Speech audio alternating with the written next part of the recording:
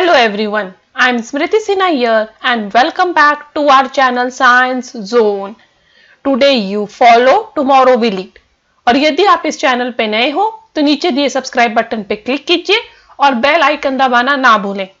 यदि आपने हमारे पहले के कोई भी वीडियोस मिस किए हैं तो ऊपर दिए आई बटन पे क्लिक कीजिए और आप हमारे पहले वाले वीडियोस देख सकते हो। यदि आपको हमारे साथ टेलीग्राम ग्रुप पे जुड़ना है तो नीचे डिस्क्रिप्शन में एक लिंक है, उस पर क्लिक करके आप हमारे साथ टेलीग्राम ग्रुप पे भी जुड़ सकते हो। और आज जो टॉपिक हम पढ़ेंगे इस वीडियो में वो है हाइड्रोकार्बन्स। ये topic Maharashtra state board syllabus standard 11th chemistry से है। इस टॉपिक के हम बहुत सारे पॉइंट्स ऑलरेडी कवर कर चुके हैं। यदि आपने उनमें से कोई भी वीडियो मिस किया है तो ऊपर दिए आई बटन पे क्लिक करके आप हमारे पहले वाले सारे वीडियोस देख सकते हो। और आज इस चैप्टर का ये लास्ट वीडियो है, तो चलिए शुरुआत करते हैं आज के टॉपिक से, जो है directive influence of functional group in monosubstituted benzene. तो हमने पिछली वीडियो में क्या देखा था? हमने पिछले वीडियो में देखा था कि बेंजीन में हम बहुत सारे इलेक्ट्रोफिलिक सब्स्टिट्यूशन रिएक्शन कर रहे थे, जैसे कि क्लोरीनेशन। तो उसमें बेंजीन का एक हाइड्रोजन क्लोरीन से रिप्लेस हो रहा था। फिर हम कर रहे थे ब्रोमिनेशन, जिसमें बेंजीन का एक हाइड्रोजन ब्रोमीन से रिप्लेस हो रहा था, कोई भी एक हाइड्रोजन। फिर उसके बाद हमने किया था नाइट्रेशन, ठीक है। और इसी तरह से हमने बहुत सारे और भी इलेक्ट्रोफिलिक सब्स्टिट्यूशन रिएक्शन किए थे और इसमें हम एक एक हाइड्रोजन इलेक्ट्रोफाइल से सब्स्टिट्यूट कर रहे थे। तो हो गया था नॉर्मल बेंजीन में। बट सपोज ये आपका नॉर्मल बेंजीन ना होके कोई सब्स्टिट्यूटेड बेंजीन है, मतलब उस बेंजीन पे ऑलरेडी कोई तो एक ग्रुप प्रेजेंट है, कोई भी ग्रुप हो सकता है ये जेड। ये ग्रुप जो इनकमिंग इलेक्ट्रोफाइल है उसे कौन से पोजीशन पे भेजेगा, ठीक है। अब ये वाले बेंजीन में तो हमने देखा था कि कोई भी पोजीशन पे आप सब्स्टिट्यूट कीजिए चलेगा, बट अब जब Z प्रेजेंट है तो हमारा इनकमिंग इलेक्ट्रोफाइल कौन से पोजीशन ऑफ बेंजीन पे जाके बैठेगा, तो वो क्वेश्चन है। और वही हम सीखेंगे आज directive influence of functional group में। तो ये है आपका नॉर्मल बेंजीन। तो बेंजीन में 6 कार्बन 6 हाइड्रोजन है, इसलिए इसका फॉर्मूला है C6H6, ठीक है। तो अब इधर जो भी यहाँ पे हाइड्रोजन है बेंजीन के, ये सारे हाइड्रोजन जो हैं वो सेम है। तो कोई भी हाइड्रोजन को ले लीजिए, सारे सेम है। इसलिए तो हम बेंजीन में बीच में ऐसा रिंग ड्रॉ करते हैं, क्योंकि ये सारे कार्बन्स और सारे हाइड्रोजन एकदम सेम है। तो यदि आपको सब्स्टिट्यूशन रिएक्शन करना है तो आप इनमें से कोई भी हाइड्रोजन को रिप्लेस कर दीजिए, चलेगा। It is one and the same product. But जब मोनो सब्स्टिट्यूटेड बेंजीन बन जाता है, मतलब बेंजीन का एक हाइड्रोजन कोई भी सब्स्टिट्यूएंट से सब्स्टिट्यूट हो जाता है, तब मोनो सब्स्टिट्यूटेड बेंजीन बनता है। और अब सारे हाइड्रोजन्स डिफरेंट हो जाते हैं, अब सारे हाइड्रोजन सेम नहीं है, ठीक है। तो नॉर्मल बेंजीन में सारे हाइड्रोजन सेम है, बट अब सारे हाइड्रोजन सेम नहीं है। तो अब क्या है? तो ये तो हाइड्रोजन जो पोजीशन 2 और पोजीशन 6 पे प्रेजेंट है, वो दोनों हाइड्रोजन ऑर्थो हैं, ठीक है। अब ये हाइड्रोजन जो पोजीशन 3 और पोजीशन 5 पे प्रेजेंट है, वो मेटा हाइड्रोजन है। और बचा हुआ ये हाइड्रोजन जो पोजीशन 4 पे प्रेजेंट है, वो पैरा हाइड्रोजन है। तो अब हमारे पास ऑर्थो, मेटा, पैरा पोजीशन है, ठीक है। तो ऑर्थो मतलब सब्स्टिट्यूएंट वाले कार्बन का नेक्स्ट पोजीशन ऑर्थो, ऑर्थो का नेक्स्ट मेटा, मेटा का नेक्स्ट पैरा। तो याद रखें, मोनो सब्स्टिट्यूटेड बेंजीन में 2 ऑर्थो पोजीशन है, 2 मेटा है, बट पैरा सिर्फ एक यूनिक पोजीशन है। तो ऐसा नहीं है कि सब्स्टिट्यूएंट यहाँ है तो ऑर्थो यहाँ पे ही है। अब सब्स्टिट्यूएंट का पोजीशन आप चेंज कर लीजिए, ठीक है। तो सब्स्टिट्यूएंट को ऊपर लिखने के बजाय मैंने अब यहाँ लिख दिया। तब अब ये उसके नेक्स्ट वाले कार्बन ऑर्थो है, उसके नेक्स्ट वाला मेटा और ये पैरा। तो जैसे जैसे सब्स्टिट्यूएंट घूमेगा रिंग में, वैसे वैसे पोजीशंस चेंज होंगे। अब सब्स्टिट्यूएंट यहाँ लिख दीजिए, तो अब ये ऑर्थो हो गया, ये मेटा, ये पैरा। तो आप समझ गए होंगे कि हमेशा ऐसा नहीं है कि ऑर्थो ये वाले ही कार्बन होंगे, मेटा यही वाला होगा और पैरा ये वाला। वो सब्स्टिट्यूएंट के ऊपर है, जहां सब्स्टिट्यूएंट है उसके नेक्स्ट कार्बन ऑर्थो है, ऑर्थो का नेक्स्ट मेटा है और मेटा का नेक्स्ट पैरा है। नेक्स्ट ये है, तो यहाँ पे ये आपका मोनो सब्स्टिट्यूटेड बेंजीन है। अब इसमें आप इलेक्ट्रोफाइल डालना चाहते हो तो आपको एक हाइड्रोजन को इलेक्ट्रोफाइल से सब्स्टिट्यूट करना है। बट अब 3 पॉसिबल प्रोडक्ट्स हैं, क्योंकि प्रोडक्ट ऑर्थो पे भी आ सकता है, तो पोजीशन 2 पे आए या पोजीशन 6 पे, it is one and the same. Position product जो है, जो इलेक्ट्रोफाइल हो, मेटा पोजीशन पे भी आ सकता है, तो पोजीशन 3 पे आए या पोजीशन 5 पे, वन एंड द सेम। और या प्रोडक्ट आपका पैरा हो सकता है, मतलब पोजीशन 4 पे आ सकता है। तो आपके पास 3 पॉसिबिलिटीज हैं प्रोडक्ट के, ऑर्थो, मेटा, पैरा। अब वो डिपेंड करता है कि आपका एस है क्या, वो डिफाइन करेगा कि आपका प्रोडक्ट ऑर्थो होगा, मेटा होगा कि पैरा होगा। तो आपके इस तरह के डेफिनेशन से यहाँ पे 2 कैटेगरी तैयार होते हैं प्रोडक्ट्स के लिए, ठीक है। और कैटेगरीज कौन से हैं?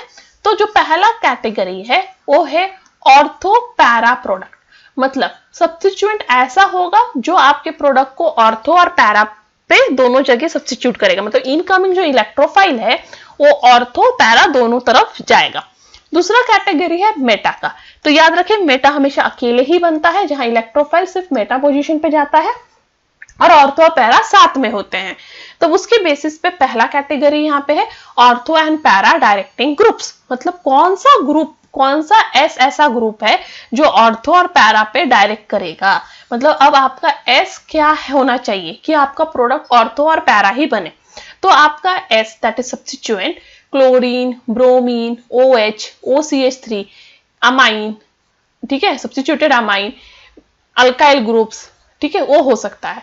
तो इनमें से कुछ भी यदि आपका एस हो तो वो जो बेंजीन है उसमें इनकमिंग सेकेंड इलेक्ट्रोफाइल जो है वो हमेशा ऑर्थो और पैरा पे ही जाएगा, मतलब इनमें से कोई भी ग्रुप प्रेजेंट होगा, ठीक है। अब एस सपोज इनमें से कोई भी है, तब आपका इनकमिंग जो भी इलेक्ट्रोफाइल है वो 2 पोजीशन पे जा सकता है, आइदर ऑर्थो, दोनों ऑर्थो सेम है इसलिए कोई भी ऑर्थो वाला प्रोडक्ट लिखिए, या फिर पैरा, ठीक है। तो कोई भी 2 पोजीशन पे जाएगा, तो आपको ऑर्थो और पैरा प्रोडक्ट मिलेगा।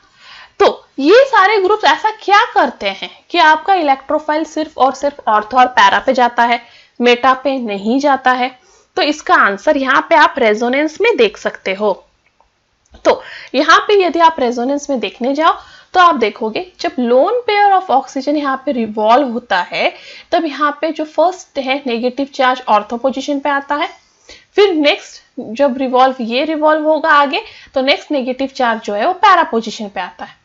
तो उसके बाद इसको रिवॉल्व कीजिए आगे, तो नेक्स्ट नेगेटिव चार्ज वापस ऑर्थो पोजीशन पे आता है, और फाइनली आपको इसी का जो है रेजोनेंस हाइब्रिड मिलता है। अब यहाँ पे ध्यान दें, आपके जो भी नेगेटिव चार्जेस हैं वो सिर्फ और सिर्फ ऑर्थो और पैरा पोजीशन पे ही जा रहे हैं, मेटा पोजीशन पे नहीं जा रहे। अब आपका इनकमिंग इलेक्ट्रोफाइल क्या है, वो इलेक्ट्रॉन डिफिशिएंट है, मतलब उसमें इलेक्ट्रॉन की कमी है।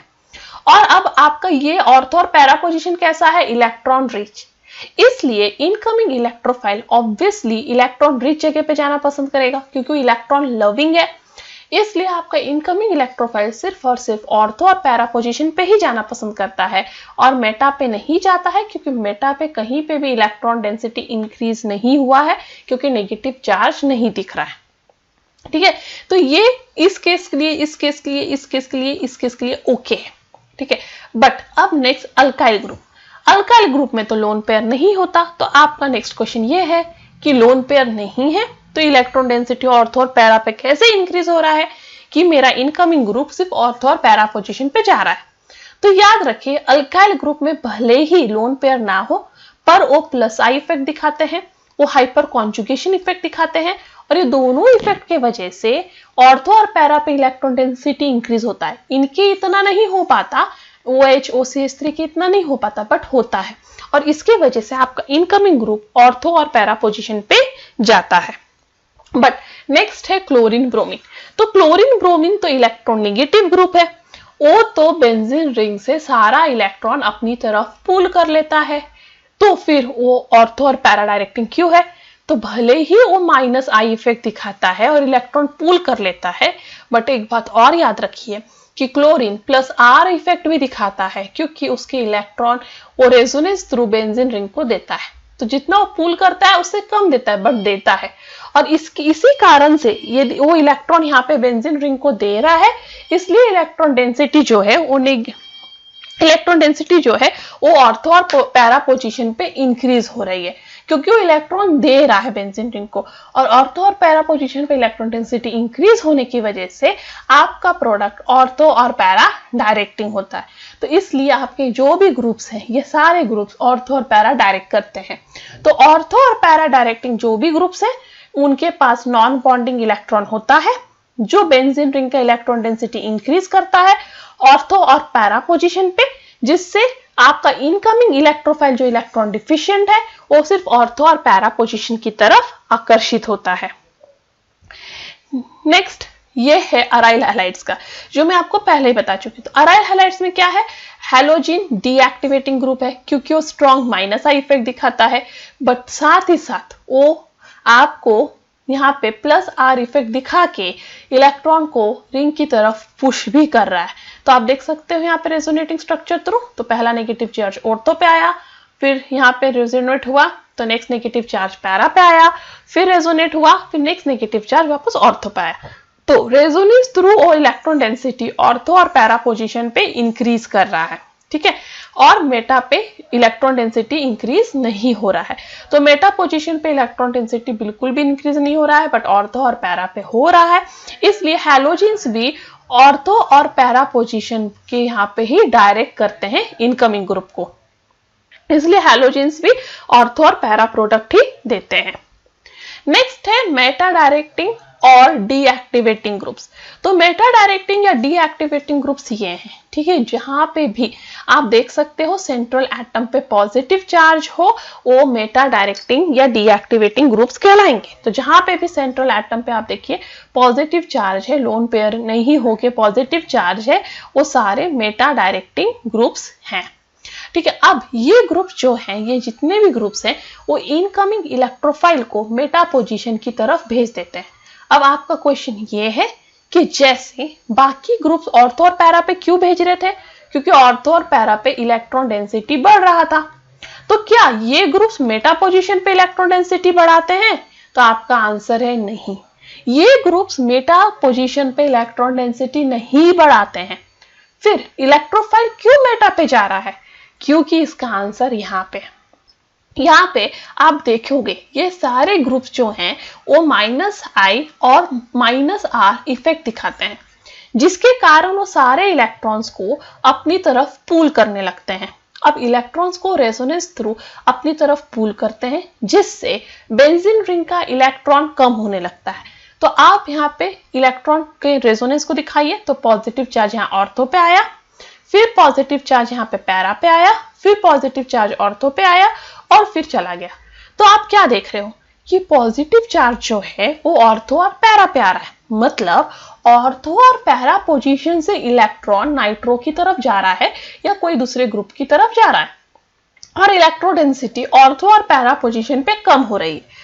तो इसका मतलब मेटा पे इलेक्ट्रॉन डेंसिटी नहीं बढ़ा है, बट ऑर्थो और पैरा पे इलेक्ट्रॉन डेंसिटी कम होने की वजह से ऑटोमेटिकली मेटा का ज्यादा हो गया है। तो ये इसी तरह से है कि यदि मैं आपको एक लाइन ड्रॉ करके दूं और कहूं इस लाइन को आप बड़ा बनाइए बिना कुछ किए, इसको छुए, तो आप क्या कीजिएगा, दूसरा लाइन एक खींच दीजिएगा बड़ा और बोलिएगा, सॉरी इसको लाइन को छोटा बनाइए, तो आप दूसरा एक लाइन बड़ा खींच दीजिएगा और बोलिएगा कि ये लाइन अब हो गया मैम छोटा।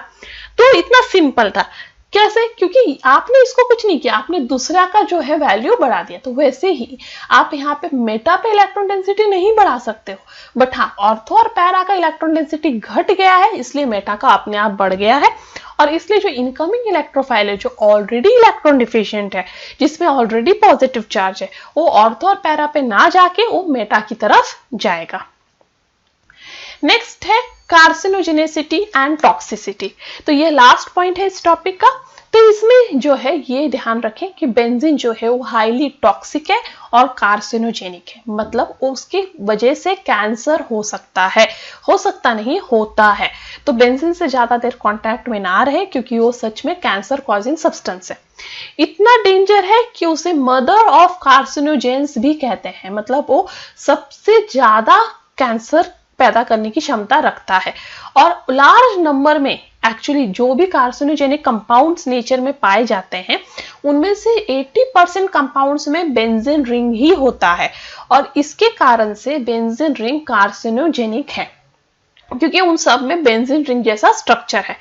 जो बहुत सारे पॉलीसाइक्लिक एरोमेटिक कंपाउंड्स हैं जिनमें 2 से ज्यादा बेंजीन रिंग एक दूसरे से फ्यूज है, उन सब में यदि आप ठीक से देखो तो सब में बेंजीन रिंग होता है, और वो जो है प्रोड्यूस होते हैं जब टबाको, कोल, पेट्रोलियम ये सब इनकम्प्लीट कंबशन करते हैं। तो टबाको, कोल, पेट्रोलियम ये सब कंपाउंड्स को यदि आप ठीक से ना जलाओ और वो ठीक से नष्ट ना हो तो वो ऐसे पॉलीसाइक्लिक एरोमेटिक कंपाउंड्स बनाएंगे। पॉलीसाइक्लिक मतलब बहुत सारे बेंजीन रिंग एक दूसरे से जुड़े हुए ऐसे एरोमेटिक कंपाउंड्स बनाएंगे जो कार्सिनोजेनिक हो सकते हैं। लीवर और बेंजीन दोनों भी डेंजरस कॉम्बिनेशन है, मतलब लीवर में यदि बेंजीन चला जाए तो इपॉक्साइड फॉर्म कर लेता है और वो बहुत हजार्डस है। बेंजोपायरीन जो है वो कन्वर्ट हो जाता है इपॉक्सी डायोल में, और ये सब्सटेंसेस जो कार्सिनोजेनिक हैं वो रिएक्ट करते हैं डीएनए के साथ, जो म्यूटेशन ला सकते हैं। म्यूटेशन के वजह से आपके जो सेल्स हैं वो बहुत अनकंट्रोल तरीके से बढ़ते जा सकते हैं, जिसकी वजह से कैंसर बहुत जल्दी जल्दी बढ़ सकता है। इसलिए बेंजीन या बेंजीन जैसे सब्सटेंसेस से दूर रहने के लिए कहा जाता है। तो कम आप यूज कीजिए, ऐसा नहीं कि आप डर के उसको यूज ना करें, लैब में सब जगह अभी भी यूज होता है, बट थोड़ा संभल के, और वो इस तरह से संभलना है क्योंकि वो अंदर गया तो डीएनए में कंबाइन हो जाएगा और फिर वो डीएनए को जल्दी छोड़ता नहीं है, जिसकी वजह से डीएनए जो है म्यूटेशन होने लगता है, मतलब उसमें चेंजेस आने लगते हैं और वो सेल्स को बहुत जल्दी जल्दी बढ़ाने लगता है, जिससे बॉडी को समझ में नहीं आता क्या करना है और वो ट्यूमर बन जाता है। और इसी के साथ हमारा ये चैप्टर कंप्लीट होता है। That's all for today. Thank you. If you have any doubt, any comment, any suggestion, you are free to do that on askyourdoubt04@gmail.com. If you like my video, give me a thumbs up, share this video to more and more of your friends, and stay tuned.